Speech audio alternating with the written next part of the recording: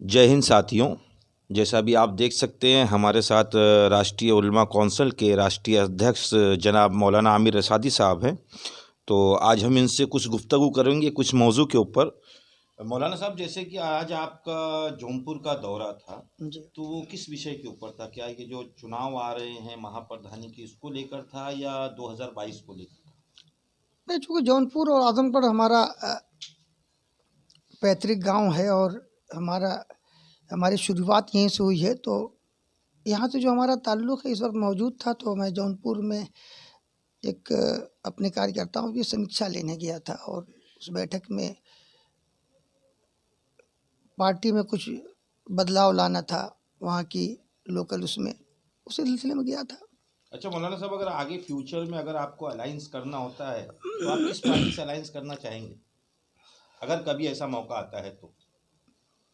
देखिए, जो बड़ी पार्टियां हैं जो हुकूमत कर रही हैं या हुकूमत कर चुकी हैं, उन पार्टियों से तो हमारी हिस्सेदारी की बात होगी। जी।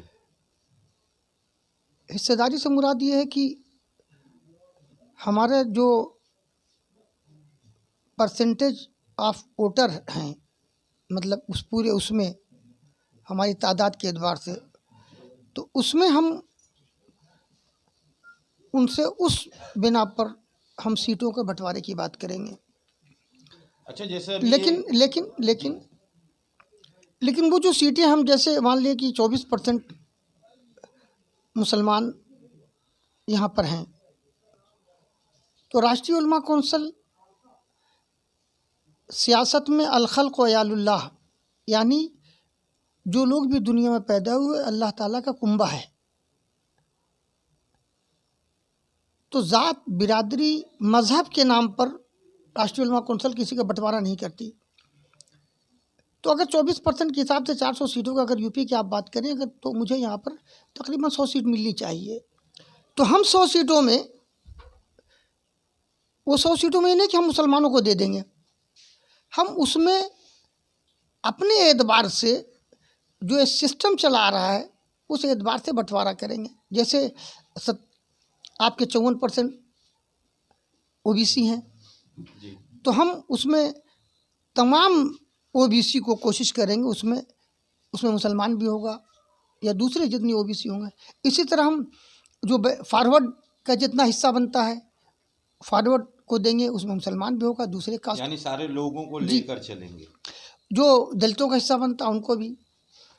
तो हम उतने में भी एक इंसाफ की बात करेंगे, ताकि और ख़ास तौर से पिछड़े समाज में ओबीसी में वो लोग जिनको आज तक उनके समाज को टिकट तो छोड़िए, उनको इज्जत भी नहीं दी गई, तो हम ऐसे लोगों को ला करके उस ऊपर ले जाने की कोशिश करेंगे, ताकि उनको भी एहसास हो कि इस मुल्क में पावर क्या चीज़ होता है। अच्छा, किसानों के ऊपर आपकी क्या राय है? जैसा किसान बेचारे इतने दिनों से, कुछ किसान अपनी जानों को गंवा दिए, लेकिन ये सरकार मानने के लिए तैयार नहीं हो रही है। देखिए, और जैसा कि 26 तारीख को रैली निकालेंगे, जी, 26 तारीख को जी, ट्रैक्टर रैली जी, और उसमें कुछ एक बंदा भी पकड़ा जाता है जिसने बाकायदा बैठ के ये प्रेस कॉन्फ्रेंस में कहा था कि हम गोली चलाने वाले थे किसानों की तरफ से पुलिस के ऊपर, यानी वो फसाद का रुख इख्तियार करने वाला था। देखिए, मौजूदा जितनी पार्टियां हिंदुस्तान में काम कर रही हैं, जो ख़ास तौर से हुकूमत कर चुकी हैं या हुकूमत में दोबारा आना चाहती हैं या हुकूमत कर रही हैं, इन लोगों का एक उसूल है साम दाम दंड भेद। ये किसी भी सभ्य समाज के लिए ये चारों चीज़ इससे ज़्यादा हानिकारक हो ही नहीं सकती, इससे ज़्यादा हानिकारक हो ही नहीं सकती कि आप एट एनी कास्ट, यानी हर हाल में आप हुकूमत करना चाहते हैं, तो इस तरह की हरकतें हो सकती हैं। तो इसका जिम्मेदार आप किसको मानते हैं? मैं उन तमाम लोगों को मानता हूँ। जिम्मेदार कौन होगा? क्या ऐसा सोचा जाए कि इसमें सत्ताधारियों का हाथ है? नहीं, वो तो हमेशा, मतलब जिसके पास ताकत होगी उसी के लिए लोग काम करेंगे।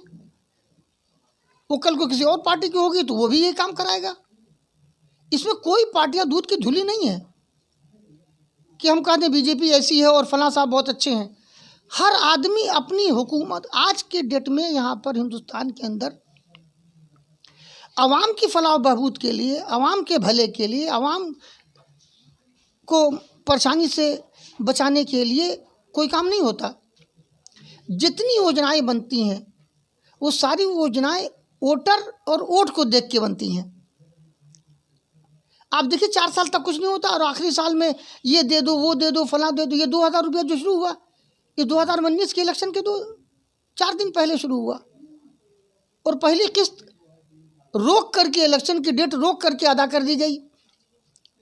और वो बेचारा गरीब सोचता है यार बागे बूथ की लंगोटी भली कुछ मिल गया यार, चलो इन्हीं को दे दो। तो इस मुल्क में मौजूदा जो जितनी भी सरकारें हैं या जो हुकूमत बनाना चाहते हैं वो लोगों को आपस में लड़ा करके बनाना चाहते हैं।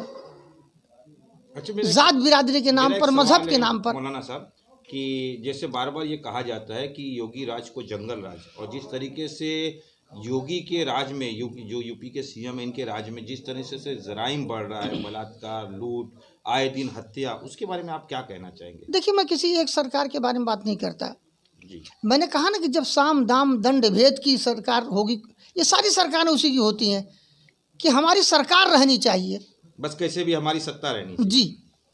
तो उसमें वो होगा कि कोई चोरी करेगा उसको छोड़ दिया जाएगा, कोई डाका मारेगा उसको छोड़ दिया जाएगा, इसलिए कि वो उनका वोटर है। तो दूसरी सरकारों में भी ये होता था, आज किसी के लिए हो रहा है। ज़ात बिरादरी, जब मज़हब की सियासत होगी तो ऐसे में उस बिरादरी की सरकार आ जाएगी तो उस बिरादरी को छोड़ देगा। मज़हब के नाम पर सियासत की जाएगी तो उस मज़हब का आदमी होगा तो उसको छोड़ दिया जाएगा। तो ये जो मैंने कहा कि ऐसी तमाम देश की जनता के नाम आपको मज़हब के नाम पर या ज़ात बिरादरी के नाम पर जब भी सियासत होगी वो कभी अच्छी सियासत हो नहीं सकती। आज के इस माहौल में आप कुछ कहना चाहेंगे देश की आवाम को? मैं सिर्फ इतना कहना चाहूँगा कि ये मुल्क बड़ी कुर्बानियों और बलिदान के बाद आज़ाद हुआ है। इस मुल्क को फिर ग़ुलाम बनाया जा रहा है, पूंजीपतियों का ग़ुलाम, विचारधाराओं का ग़ुलाम, आपके गरीबी का ग़ुलाम, यानी हर तरीके से ग़ुलाम बनाने की कोशिश हो रही है। तो मैं ये अपने मुल्क की आवाम से ये कहना चाहूँगा कि आइए मिल करके अपने बागीचे को, जो भात भात के फूल हैं उनको बचाएं। मज़हब के नाम पर, चाहे वो किसी भी मज़हब का मानने वाला हो, अगर वो अपने फ़ायदे के लिए, वोट के लिए कोई मुस्लिम करता है तो आप समझ लीजिए ये भला नहीं चाहता। कोई हिंदू करता है तो वो भला नहीं चाहता। वो देश का विभाजन कर रहे हैं। कोई सिख करता है तो भला नहीं करता। कोई ईसाई करता है, भला नहीं करता। इस मुल्क को ऐसे लोगों की ज़रूरत है जो सारे लोगों की बात करें, सर्व समाज की बात करें और ईमानदारी से। कहने को तो सब कहते हैं, सबका साथ सबका विकास, सर्व हिताय सर्वजन सुखाय, लेकिन सब सूख गए, हरियाली किसी को नहीं मिली, किसी का विकास नहीं, विनाश हो रहा लोगों का। तो ऐसे नारों से काम नहीं चलेगा। ईमानदारी और सच्चाई से ज़रूरत इस बात की है कि किसानों की मौत हो रही है। मैं सरकार से गुजारिश करूंगा कि वो संवेदनहीनता छोड़कर संवेदनशील बने और उनके मसाइल को हल करे। आप अपने आवाम के लिए अगर अपना कोई कानून वापस ले लेंगे जिसमें आपकी बेइज्जती नहीं है, आपका बड़कपन है, इसलिए कि आपको आवाम ने चुना है, आप आवाम के आराम के लिए आए हैं, आराम को परेशान करने के लिए नहीं आए। तो ऐसी सूरत में मैं अपनी सरकार से गुजारिश करूँगा, अपने प्राइम मिनिस्टर से भी कहूँगा कि अविलंब आप ये कानून वापस ले लें और फिर किसानों के साथ बैठ कर के नया कानून ड्राफ्ट करें, ताकि जो दोनों की भलाई जिसमें हो। और किसान मिलके बनाएगा तो अपने हित की बात करेगा, और जब किसान के लिए बनाया गया तो किसानों के हित की बात हो। और जब वो कानून लेना नहीं चाहते तो आप ज़बरदस्ती दे क्यों रहे हो? तो जैसा अभी आपने सुना, हमारे साथ में राष्ट्रीय उलमा कौंसिल के राष्ट्रीय अध्यक्ष मौलाना आमिर रशादी साहब थे। कैमरामैन अब्दुल रहीम के साथ मैं जाबिर शेख, प्रहारी, मुंबई से।